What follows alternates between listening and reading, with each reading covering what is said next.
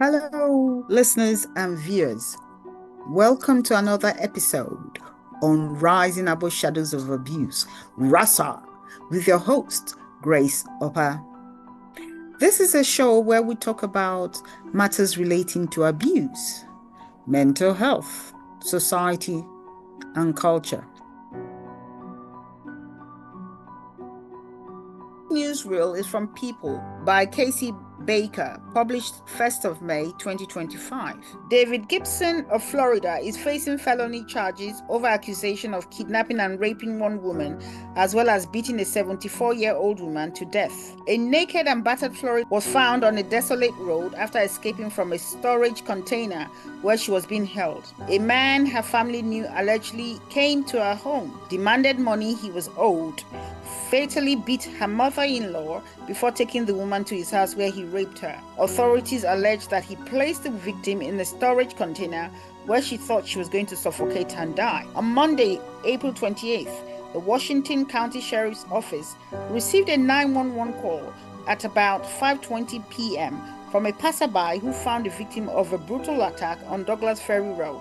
Sheriff Kevin Cruz told reporters at a press conference Tuesday morning. Per Cruz, when deputies arrived on the scene, they found a lady in distress who was still naked and was in need of medical attention. The victim allegedly told deputies that David Earl Gibson of Caryville came to her house on Sunday and claimed that her husband and brother-in-law are thieves and owe me money and I am here to take it.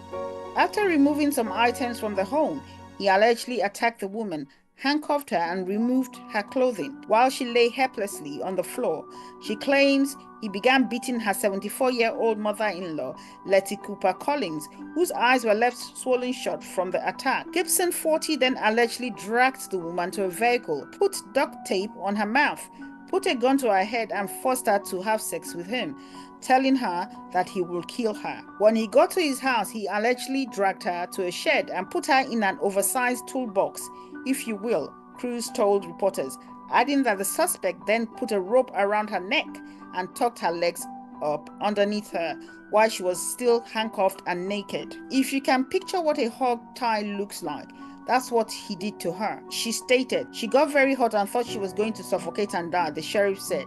Several hours later, she managed to free her legs and kicked plywood and other debris off the box and escaped. Still handcuffed, she used a tree to scrape the duct tape off her mouth, Cruz recounted, noting that she got out of the shed and then ran for her life. After making her way to the edge of a roadway, a passerby stopped when she saw her and immediately called 911. After being called to the scene, deputies found Collins dead on a bed inside the home where the woman had been kidnapped. She was beat to a pulp, Cruz claimed. Authorities believe the attack took place throughout Sunday night. After an around-the-clock search, Gibson was apprehended in a wooded area just north of Douglas Ferry Road, the sheriff confirmed.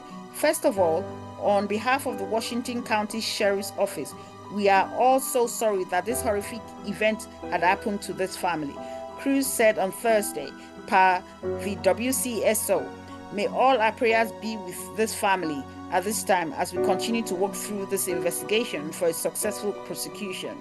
On Wednesday, Gibson was charged with aggravated battery, sexual assault, and false imprisonment before he received additional charges of homicide, aggravated battery, and abuse of a corpse on Thursday, according to online court records. Gibson has 33 previous felony charges dating back to 1999 and had been in prison 8 times in his adult life, the sheriff said, with online court records showing that he was found guilty of arson, resisting an officer, and possession of drug paraphernalia. According to authorities, Gibson is being held without bond while he awaits trial.